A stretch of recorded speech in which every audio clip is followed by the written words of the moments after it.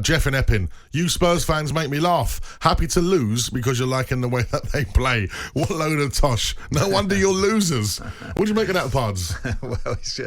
No, I'm not going to go down that come line. on, Pards. I'm here to be the voice of the Spurs fan Right, here. listen, Spurs were always represented to me like the Flash Boys from North London. Like, that was how I was grown up. When we played Spurs, that was what they represented. Yeah. A little bit leery, a little bit, we're having ourselves kind of attitude. Yeah. Let's turn them over. That was always like the mantra to go to Spurs. But 9 times out of 10, you would lose to them classy entertainers.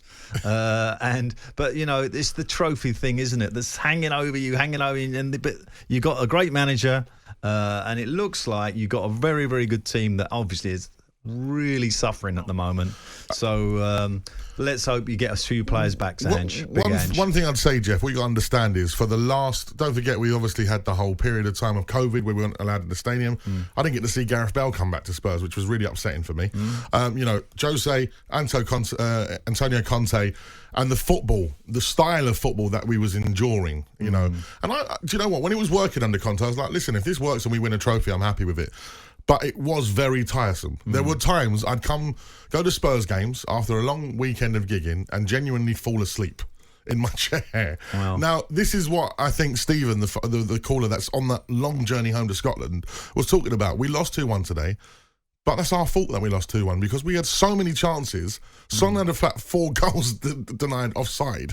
If we were on our game, don't forget, Spurs are missing Maddison, Van der Ven, Romero, Basuma, Perisic, Solomon, Richarlison. Are you going to go for them all? I'll go for them all. Oh, okay. I'll tell you what. Let's head back over to the phone lines on 03717 22 3344. We've got another Spurs fan. I see we played today, so I can talk about Spurs. Absolutely. This is the first time. I can't cut you off. We're gonna have a bit of Spurs today. This is our first time in our professional relationship, Pards, that we've had a Spurs on a Sunday. Let's head over to Carl, who was at the game. Good evening, Carl. Hello, you all right? Yeah, well, I'm obviously upset about the news about Terry Venables today, and then, of course, a little frustrated at the Spurs result. You was at the game. How was the atmosphere, and what was the tributes like towards Terry Venables? Yeah, it was good atmosphere. The tributes at the start of the game, the old minutes applause had done went on for about 4 minutes, 5 minutes, started before the actual minute even started. Oh, amazing. So that was good. Kept going on. That was, so I really enjoyed that. And obviously, I think it was Phil. Was it Phil Bill come out at half-time, David Howe's come out at half-time with Coity, and they were talking about him and stuff like that. It was really good to see. Yeah, good. Loved it. In terms of the game, Spurs could have been 3-0 up after about 5 minutes.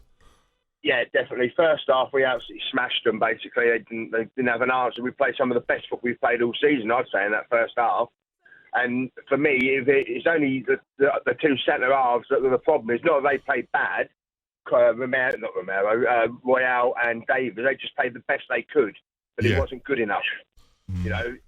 If we'd had Van der Ven and Romero in centre-half, they wouldn't have scored them goals. Not a chance. But this is the problem, Carl, isn't it, with the depth of squad and the fact that some of these players that we've mentioned, whether it's Eric Dyer, Ben Davies, that as Spurs fans, we know who might have, their time at Spurs, but might have come to an end for whatever reason, and we hadn't moved them on. There were so many players to move on in this window. I think it was almost impossible for Ange.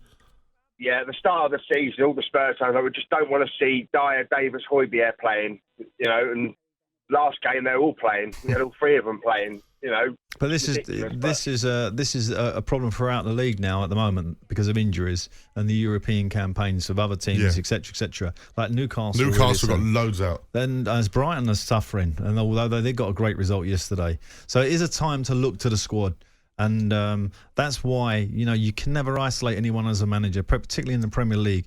You always have to keep the group together because everybody's going to play a part. And Eric Dyer will get games. Don't worry about that. Yeah, and he'll still get games. Like I said, against Wolves, him and Davies were actually really good for 85 minutes. Yeah. And then just at the end, it switch off. Yeah. And we're back in a situation that we know oh so well as Spurs. And that's why, with the likes of Romero and Van der Ven, when we haven't seen that and they get it over the line and they're pumping their chest, it's very frustrating now to go back. But listen, I've said it before at the start of the season, and I know Jeff was giving us a bit of banter and a bit of stick there about, being happy when you've lost. I said at the start of the season, I don't know what's going to happen this year, We've sold Harry Kane, and we've got Ange Postecoglou in. Who knows what's going to happen? Sure. Right now, 13 games in, we're in the same points as we were this time last year. So that's... And including that mad game against Chelsea when we lost half of our team. Yeah. You know, but I am worried that we've got Manchester City and Newcastle coming up. That's not going to be easy. And then West Ham. Yeah. It's difficult, but the Premier League is difficult.